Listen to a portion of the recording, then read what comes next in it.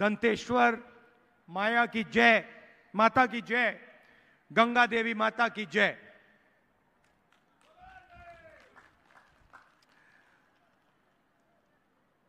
आपके सामने चुनाव है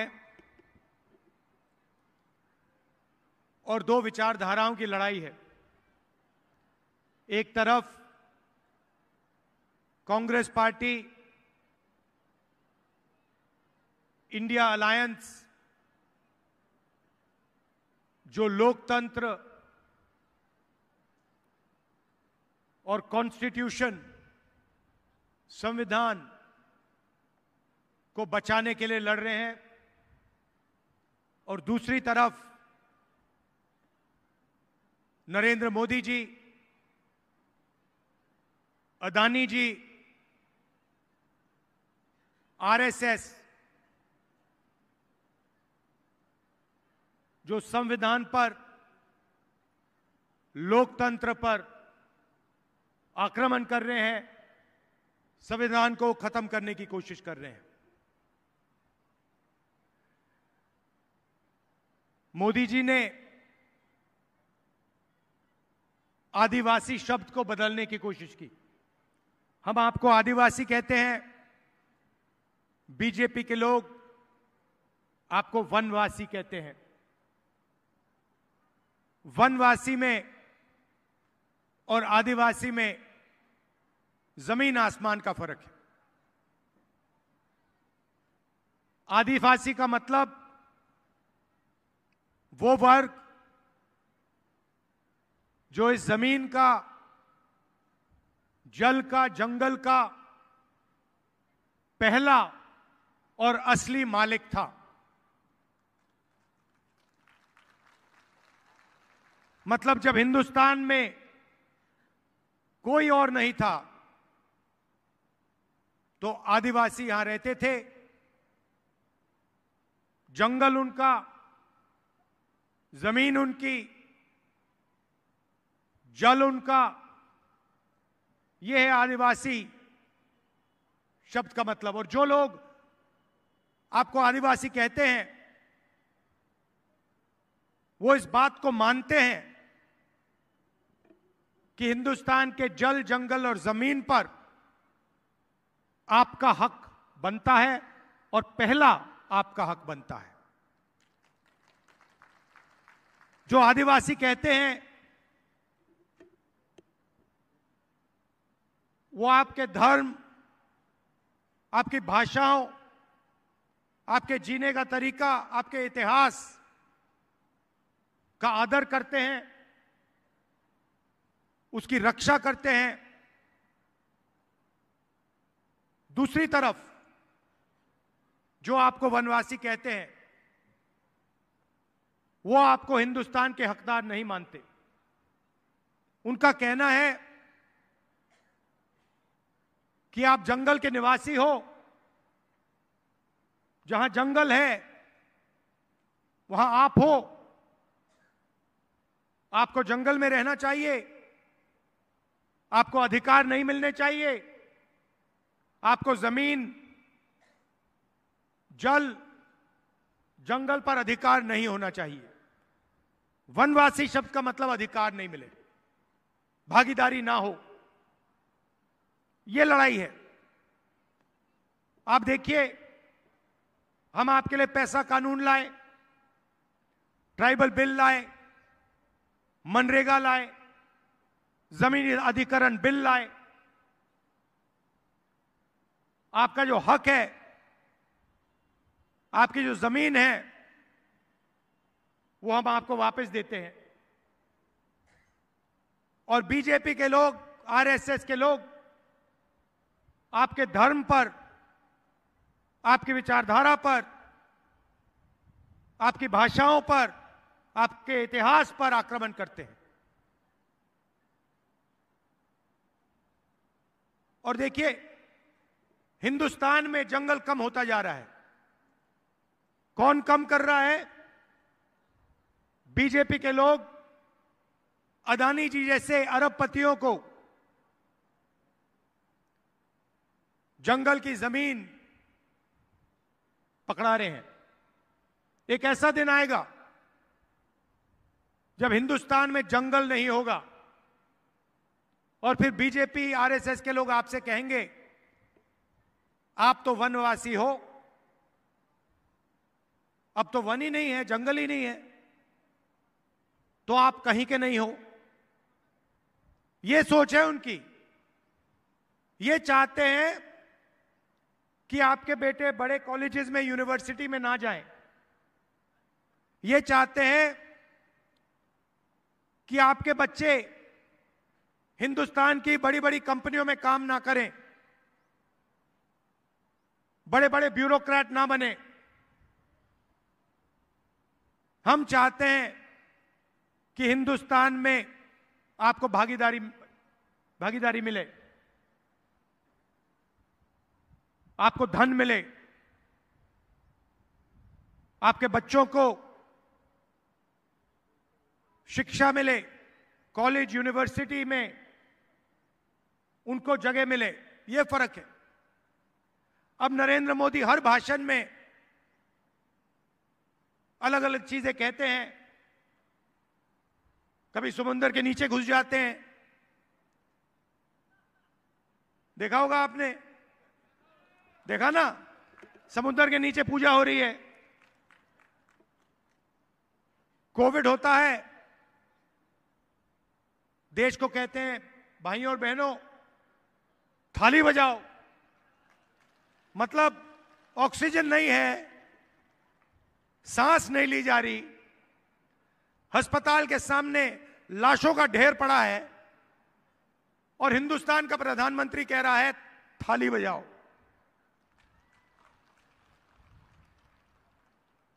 उसके बाद जब थाली से काम नहीं हुआ, कहते हैं अब मोबाइल फोन की लाइट जलाओ। अस्पतालों में बिजली नहीं थी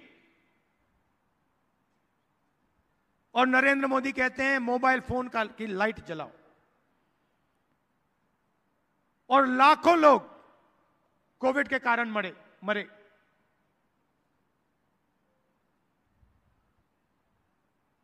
हर प्रदेश से गरीब लोग घर वापस लौटे। दिल्ली से, पंजाब से, महाराष्ट्र से लोग छत्तीसगढ़ वापस आए। दिल्ली की सरकार ने कोई मदद नहीं की, किसकी मदद नहीं, किसी की भी मदद नहीं की। पूरा का पूरा फायदा 2-3 अरबपतियों को दे देते हैं। अदानी, अंबानी,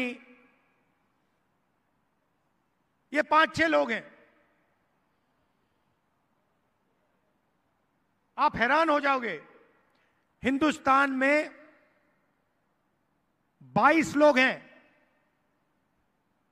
जिनके पास उतना ही धन है जितना 70 करोड़ हिंदुस्तानी लोगों के पास है। एक तरफ 22 लोग और दूसरी तरफ 70 करोड़ लोग, उनके पास भी उतना ही धन जितना इनके पास। और नरेंद्र मोदी 24 घंटा इन 22-25 लोगों की मदद करते रहते हैं। बेरोजगारी फैल रही है। किसी से भी पूछो, आप किसी भी प्रदेश में चले जाओ, सबसे बड़े मुद्दे कौन से हैं? सब लोग आपको कहेंगे बेरोजगारी, महंगाई, भागीदारी। बेरोजगारी, महंगाई, भागीदारी। कभी आपने मीडिया को बेरोजगारी की बात करते हुए देखा है? कभी बोलते हैं बेरोजगारी के बारे में? कभी महंगाई के बारे में बोलते हैं? भागीदारी के बारे में बोलते हैं? ये आपको मोदी जी दिखाते हैं, कभी हवाई जहाज में उड़ते हुए, कभी समुद्र के नीचे जाते हुए, कभी मंदिर में पूजा करते हुए। राम मंदिर का उद्घाटन हुआ। हिंदुस्तान की राष्ट्रपति आदिवासी हैं, उनको कहा गया कि आप राम मंदिर के इनॉग्रेशन में नहीं आ सकती, मना कर दिया उनको। राष्ट्रपति को मना किया, क्यों? क्योंकि वह आदिवासी थी। सिर्फ यह कारण, आदिवासी को राम मंदिर के इनॉग्रेशन में हम नहीं आने देंगे। यह मोदी जी ने देश को मैसेज दिया। यह इनकी सोच है। और पता नहीं आपने देखा नहीं देखा, बीजेपी का नेता आदिवासी युवा पर पेशाब कर रहा है। देखें, सबने देखा ना? और पेशाब कर रहा है, और फिर उस वीडियो को बीजेपी के लोग पूरे हिंदुस्तान में फैला रहे हैं कि देखो, आदिवासियों के साथ हम क्या कर सकते हैं। यह इनकी सोच है, और इनका लक्ष्य सिर्फ वही है कि आपका जल, जंगल, जमीन उठा के ले लें, आपको एक दूसरे से लड़ा दें, और अदानी जी को आपकी जंगल, जमीन, जल पकड़ा दें। अब सवाल उठता है कि नरेंद्र मोदी जी बीजेपी अरबपतियों के लिए काम करती है, तो चुनाव जीतने के बाद कांग्रेस पार्टी क्या करने जा रही है? जो पूरा का पूरा धन इन्होंने चुने हुए लोगों को दे दिया, किसानों से छीन लिया, मजदूरों से छीन लिया, आदिवासियों से, दलितों से, पिछड़ों से छीन लिया, उसके बारे में कांग्रेस पार्टी क्या करने जा रही है, यह मैं आज आपको बताने आया हूं। हम 5 काम करने जा रहे हैं। सबसे पहला काम, बेरोजगारी। इस पर हम जबरदस्त एक्शन लेने जा रहे हैं। 30 लाख सरकारी वैकेंसीज हैं, नरेंद्र मोदी जी इनको भरते नहीं हैं। इन 30 लाख वैकेंसीज को हमारी सरकार बनते ही हम आपके हवाले कर देंगे। दूसरी बात, जो अमीर घर के बच्चे होते हैं, वो काम करने से पहले 1 साल की अप्रेंटिसशिप करते हैं। अप्रेंटिसशिप मतलब 1 साल की उनकी ट्रेनिंग होती है। ट्रेनिंग के लिए उनको पैसा मिलता है। प्राइवेट कंपनी में, सरकारी ऑफिसेज में उनको यह ट्रेनिंग मिलती है। इसको अप्रेंटिसशिप कहा जाता है। अब आपको याद होगा, हम आपके लिए मनरेगा लाए थे, रोजगार का अधिकार, जिसके माध्यम से करोड़ों लोगों को फायदा हुआ। अब हम अप्रेंटिसशिप का अधिकार लाने जा रहे हैं।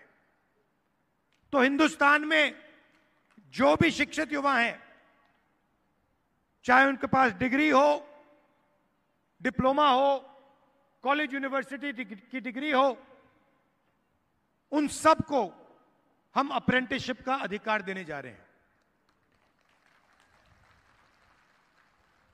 तो होगा क्या? हिंदुस्तान के सब बेरोजगार युवाओं को सरकार यह अधिकार देगी। 1 साल के लिए प्राइवेट कंपनी में, सरकारी पीएसयूज में, पब्लिक सेक्टर यूनिट्स में, सरकारी ऑफिसेज में हिंदुस्तान के बेरोजगार युवाओं को 1 साल की नौकरी मिलेगी। उसमें उनकी ट्रेनिंग होगी और 1 साल के लिए उनको सीधा बैंक अकाउंट में 1 लाख रुपया दिया जाएगा। उसके बाद अगर उन्होंने अच्छा काम किया तो उन्हीं संस्थाओं में उन्हें पक्की नौकरी मिलेगी। तो एक प्रकार से युवाओं के लिए यह जॉब मार्केट के अंदर जाने का एक तरीका है। जॉब मार्केट के दरवाजे हम आपके लिए खोल रहे हैं। दूसरी बात, आपको मालूम है कि गरीब लोगों को परमानेंट नौकरी नहीं मिलती। अमीर लोगों को सैलरी मिलती है, पेंशन मिलता है, मेडिकल मिलता है, सब कुछ मिलता है। मगर गरीब लोग जब काम करते हैं या वो मनरेगा में काम करते हैं या फिर ठेकेदारी प्रथा में काम करते हैं, कॉन्ट्रैक्ट पर काम करते हैं, कॉन्ट्रैक्ट लेबर का काम होता है, कभी भी उनको नौकरी से निकाल दिया जा सकता है, एक दिन में उनको निकाला जा सकता है। तो कांग्रेस पार्टी ने निर्णय लिया है कि सरकारी ऑफिसेज में, सरकारी कंपनियों में, पब्लिक सेक्टर में हम ठेकेदारी प्रथा को बंद कर रहे हैं, खत्म कर रहे हैं, रद्द कर रहे हैं। और जब आपको नौकरी मिलेगी, चाहे वो पब्लिक सेक्टर हो, सरकारी ऑफिस हो, आपको परमानेंट नौकरी मिलेगी। आपको ठेकेदारों से नौकरी नहीं मिलने वाली है। नरेंद्र मोदी जी ने 16 लाख करोड़ रुपया उन्हीं 22-25 लोगों का कर्जा माफ किया है। अब आप कहोगे भाई 16 लाख करोड़ रुपया कितना होता है, इतना बड़ा नंबर है। मैं आपको बताता हूं, 24 साल का मनरेगा का पैसा, 24 साल मनरेगा का पैसा नरेंद्र मोदी जी ने 22-25 लोगों का कर्जा माफ किया है। 24 साल का मनरेगा का पैसा उन्होंने उनको पकड़ा दिया है, 22 लोगों को। किसानों का कर्जा कभी माफ नहीं करते। छत्तीसगढ़ में आपको याद होगा, हमने किसानों का कर्जा माफ किया, किसानों को सही दाम दिलवाया, धान के लिए सही दाम दिलवाया। अब हम वो देश में करने जा रहे हैं। जैसे ही हमारी सरकार आएगी, हमारे सबसे पहला काम किसानों का कर्जा माफ होगा और जो लीगल कानूनी एमएसपी हम हिंदुस्तान के किसान को देने जा रहे हैं, उनको सही दाम मिलेगा और लीगल गारंटी, कानूनी गारंटी के साथ उन्हें सही दाम दिया जाएगा। यहां काफी महिलाएं आई हैं। आप देश के भविष्य की रक्षा करते हो, बच्चों की देखभाल करते हो। हम आपकी जिंदगी बदलना चाहते हैं, हम आपकी मदद करना चाहते हैं। अब नरेंद्र मोदी ने अरबपतियों को पैसा दिया, तो मैंने सोचा अगर नरेंद्र मोदी अरबपतियों को पैसा दे सकता है तो कांग्रेस पार्टी गरीबों को पैसा दे सकती है। जितने पैसे उन्होंने उनको दिए, उतने पैसे हम आपको दे सकते हैं। तो हम एक नई योजना लाए, चुनाव जीतने के एकदम बाद ये शुरू हो जाएगी। इसको हमने महालक्ष्मी योजना नाम दिया है। सबसे पहले हिंदुस्तान के सब गरीब परिवारों की हम लिस्ट निकालेंगे। जो भी गरीबी रेखा से नीचे हैं, उन सब की हम लिस्ट बनाएंगे और हर परिवार में हम एक महिला को चुनेंगे। तो करोड़ों महिलाएं चुनी जाएंगी और उसके बाद हर महीने उस महिला के बैंक अकाउंट में 8,500 रुपए हमारी सरकार डालेगी और एक साल में इन सब महिलाओं को 1 लाख रुपए बैंक अकाउंट में हम दे देंगे। मतलब एक झटके से हिंदुस्तान से हम गरीबी को मिटा देंगे और करोड़ों लोगों को इस योजना का फायदा होगा। हर महीने सोचिए, कोई मजदूरी कर रहे हैं, हर महीने उनके बैंक अकाउंट में परिवार के लिए 8,500 रुपए आएंगे, बैंक अकाउंट में आएंगे। एक साल में 1 लाख रुपए, और ये उस दिन तक चलेगा जब तक वो गरीब हैं। जब तक वो गरीबी रेखा से नीचे हैं तब तक हर महीने खटाखट 8,500 रुपए उनके बैंक अकाउंट में हम डालते जाएंगे। महिलाओं को 50% आरक्षण सरकारी नौकरियों में, और जो हमारी आंगनवाड़ी और आशा काम करती हैं उनकी हम वेज को दुगना करने जा रहे हैं। आज उनको जितना मिलता है, चुनाव के बाद उनको डबल मिलना शुरू हो जाएगा।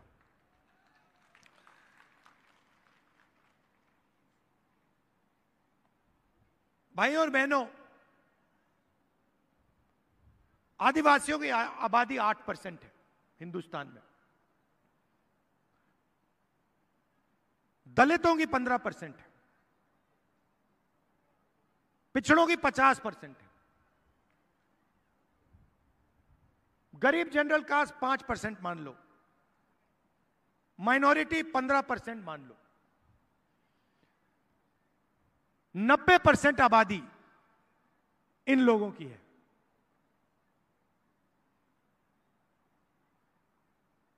मगर अगर आप सरकार को देखें, बड़ी बड़ी कंपनियों को देखें, मीडिया को देखें, इनकी कहीं भी भागीदारी नहीं है। मैं आपको छोटा सा उदाहरण देता हूं, सारे के सारे आंकड़े मैंने निकाले हैं। आप मीडिया देखते हो, ये एंकर्स हैं, पत्रकार हैं, इनके मालिक हैं।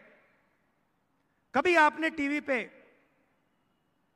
आदिवासी एंकर देखा है? कभी देखा आपने? इनकी लिस्ट मैंने निकाली, इनके मालिकों की लिस्ट निकाली। हिंदुस्तान की सबसे बड़ी मीडिया की कंपनी, मालिकों की लिस्ट में आपको एक पिछड़ा नहीं मिलेगा, एक दलित नहीं मिलेगा, एक आदिवासी नहीं मिलेगा, एक गरीब जनरल कास्ट का नहीं मिलेगा, एक माइनॉरिटी नहीं मिलेगा।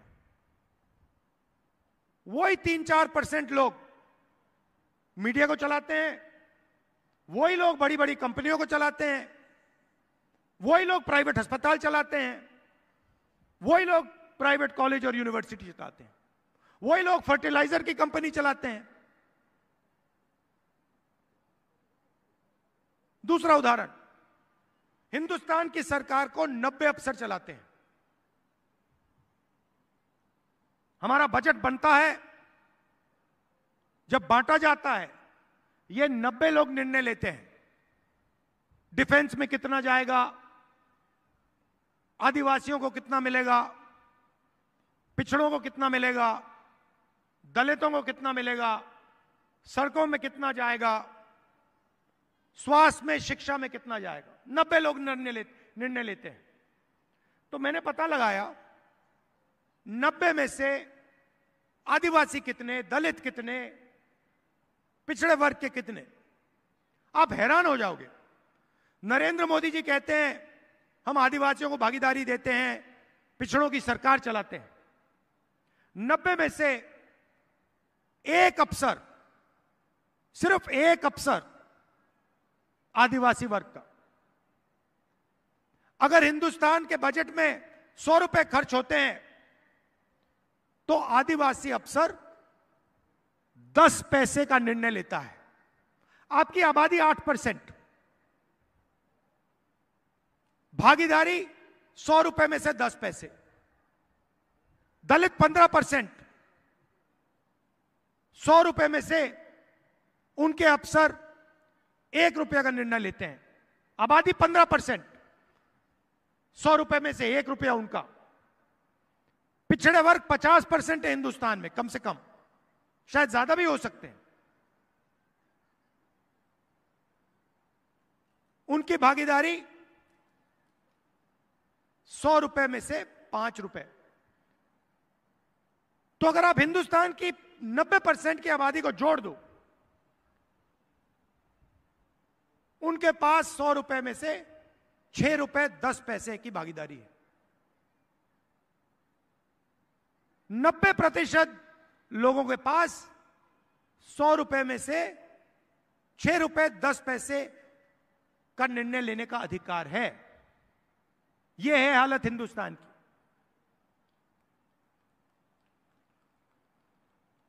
इसीलिए पूरा का पूरा धन 2-3% लोगों के हाथ में जा रहा है। अब आप कहोगे ठीक है, प्रॉब्लम तो आपने बता दी, सॉल्यूशन क्या है? सॉल्यूशन जाति जनगणना। जाति जनगणना मतलब जाति जनगणना के बाद सबको पता लग जाएगा कि हमारी आबादी कितनी है और हमारे लोगों को इस देश की संस्थाओं में, इस देश का धन हमारे लोगों के पास कितना है। उसके बाद सच्चा विकास हो पाएगा। आज आप जीएसटी देते हो, आदिवासी देते हैं, किसान देते हैं, मजदूर देते हैं, और जब आपका पैसा बांटा जाता है आपके लोग उसमें है ही नहीं। मीडिया में आपका एक आदमी नहीं, हिंदुस्तान की सबसे बड़ी 200 कंपनियों में आपका एक आदमी नहीं, मालिकों की लिस्ट में नहीं, मैनेजमेंट में नहीं, कहीं नहीं। तो हिंदुस्तान के 90% लोग कहीं है ही नहीं। वो कॉन्ट्रैक्ट लेबर से काम कर रहे हैं, मनरेगा का काम कर रहे हैं, और 2-3% लोग मौज कर रहे हैं। तो इसको बदलने का पहला कदम जाति जनगणना है। और ये भी जैसे ही हम चुनाव जीतेंगे, हमारी सरकार आएगी, हम जाति जनगणना आपके लिए कर देंगे। दूध का दूध, पानी का पानी हो जाएगा।